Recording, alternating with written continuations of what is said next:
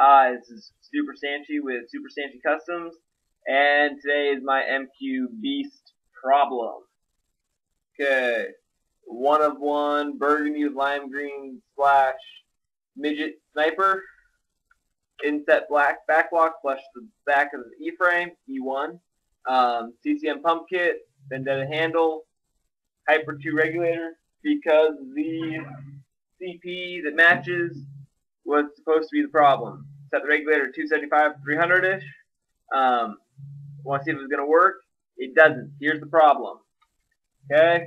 One shot makes a funny burst of air sound. I can do that as much as I want. It's going to make that sound. Doesn't matter what my board settings are. Haven't had any solutions yet. Anybody have an idea? Please help. Pump tournament. Friday and Saturday. Would love to figure this out and make a shoot. Thanks. Any ideas? Thank you. Anybody who's got an MQ pump, they're freaking awesome. So, yeah, all you haters.